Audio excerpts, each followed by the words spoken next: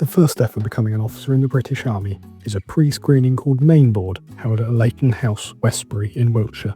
It is a 4-day screening test for all officer candidates hoping to join the British Army or its Reserve Corps, and it is pass or fail, with the opportunity to try again. Unlike Sandhurst, it is basically every week, with the obvious exceptions of major holidays, so it is easier to fit around a civilian schedule. But first there's briefing, a 2-day pre-screening. It is an explainer that covers all of the things that you're going to be doing at Mainboard, along with a quick physical fitness test basically done to make sure you're not wasting the Army's time. You can do this quite young and usually register your interest in joining the military, for there is a recommended 3 to 24 month delay between briefing and Mainboard, but it does have to be completed first. So on day 1 you'll be given a number instead of using your name. It just makes the admin easier, and then following this you'll be placed into a group. You'll spend day 1 getting to know your team and having the testing schedule explained to you, along with going over basic admin just to make sure that you are the right person.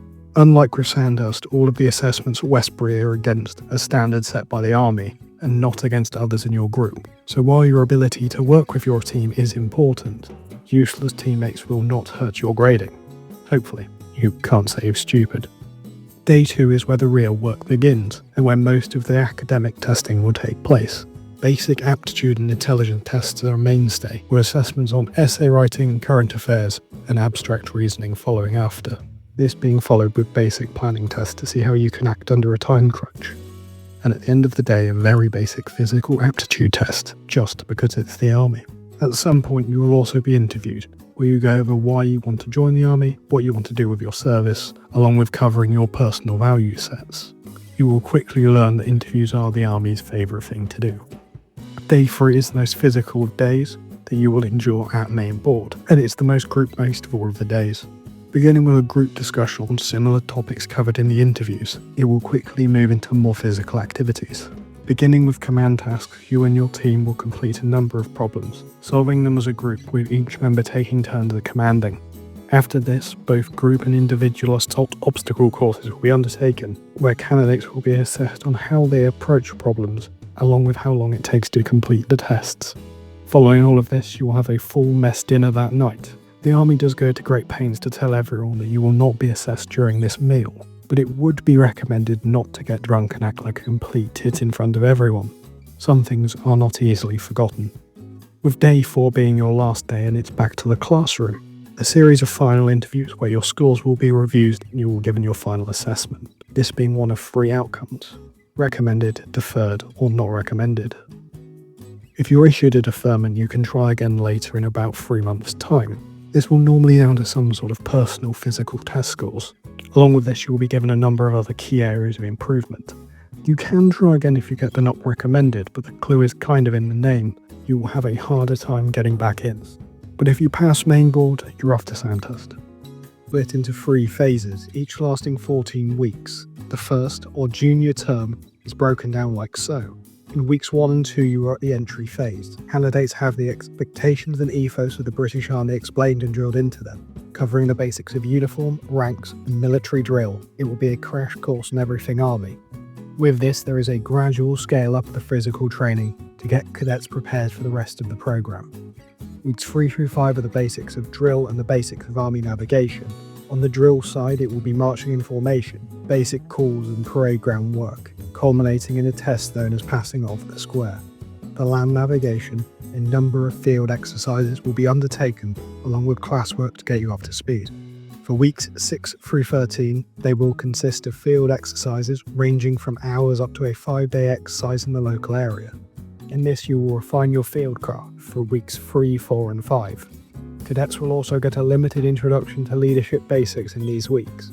You will also go through the basics of weapons handling with live fire testing on ranges, where cadets will get comfortable around guns. On week 14, your final week of phase 1, it is mostly taken up by a 36-hour exercise in Wales called Long Reach. Cadets will use the skills honed in phase 1 to navigate through a series of objectives in half an unforgiving terrain. Following the completion of phase 1, you'll get 2 weeks leave along with the opportunity to do a variety of fun, adventurous training days. Back at Sandhurst for phase 2, or the intermediate term, its focus mainly being on the academic development of leadership skills and basic tactics. I'm not including the time spent on leave as weeks, as the army doesn't either, just to clarify. Weeks 15, 16 and 17 are purely academic, focusing on leadership skills, tactics, doctrine, international affairs and leadership psychology. There is a focus on making officer cadets well-rounded and educated, so they will have a better understanding of their expectations in the army. With weeks 18 through 23, cadets will continue larger field exercises along with planning their own. Field exercises will now be at the company level, not just a platoon, and cadets will get a greater opportunity to engage in leadership training than in the exercises in Phase 1. Weeks 24 to 28 are spent on the final academic stages, dotting I's and crossing T's, and getting the theoretical side of military planning all buttoned up, so cadets can get to applying it in practice. During this time, you will also begin the interview processes for the regimental corps that you want to join once you pass out at Sandhurst. There will also be the last pre-planned field exercise. Following completion of this, you'll get another 2-week break, where you will complete the Adventurous exercise you planned in week 19. Phase 3, or the senior term of Sandhurst, is where cadets will get the final polish, and will also finalise more advanced and targeted education, most of this aimed at the current goals of the Army. In weeks 29 through 34, it is the beginning of the more complex field exercises, now including live fire at a company level. Cadets take over most of this leadership at this time, and apply all of the skills learnt in Phase 2 in the real world. They will also now plan sporting and fundraising events as a way of putting all other skills to the test. Currently, they also look at requirements for peacekeeping and counterinsurgency operations, but this can change as the Army's posture and expectations from Parliament also change. With weeks 35 through 40 being used for any final correction and for cadets to learn from any of the mistakes made earlier in Phase 3. This being done by way of more live fire exercises. Cadets will also get their uniforms fitted and all of their final equipment issued and packed up, ready for them to move to their final units.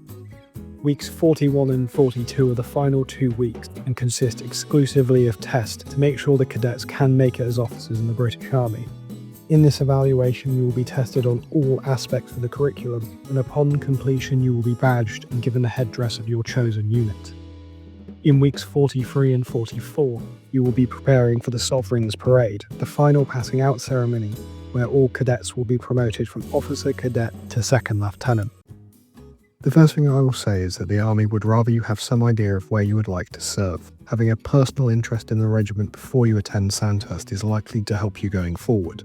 Some regiments require specialised skills, and even a degree in some cases, REME being a good example of this, as they would prefer you to have an engineering degree. So just keep that in mind if you're going somewhere specialised.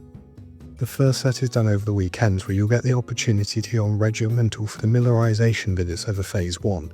In this, you'll go to where the regiment is based, Colchester for the Paras as an example, and see what the regiment does, how it operates, and what being in it's like. You will do this about 5 or 6 times with different regiments in different locations, just to get a better idea of what the British military does as a whole, but this is where preparation helps. It is best to know if you want to go into the infantry or a support unit, or if you can't make up your mind, this is normally where you will decide. Stage 2 is an interview and selection board, conducted towards the end of Phase 2. There are interviews done by the regiments that you would wish to join. They are very similar to job interviews in the private sector or for British universities, but they will go over your personality, your potential, and your test and evaluation score whilst at Sandhurst. Remember that you are always being tested, and the drill sergeants have a good idea of where they think you should end up, so they will also be asked if they think you will be a good fit in one unit or another. From this interview process, 2 lists will be created. Your list being the units that you wish to join, and the regimental list being the candidates that they would like to have join them. From this, the Army will decide your future, which is why I can't stress this enough. You need to be realistic with your selection. If you can't follow orders and you have a personal hatred for making your uniform perfect, the Household Cavalry will never be a good fit for you. Do not waste the choice. There is an appeals process, but it is very rarely used. If you don't want to join a unit of the Army, they will not force you, but this also applies the other way. The last thing you need to consider is that many units have additional training that you will have to complete after Sandhurst. Going back to the example of the Parachute Regiment, you are going to have to pass P Company. Rebranching is brutal and you will only be offered a second chance if you fail on account of injury or bad luck.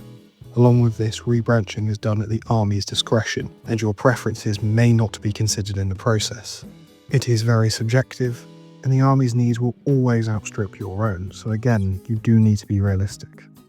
I hope this answers that guy's question though.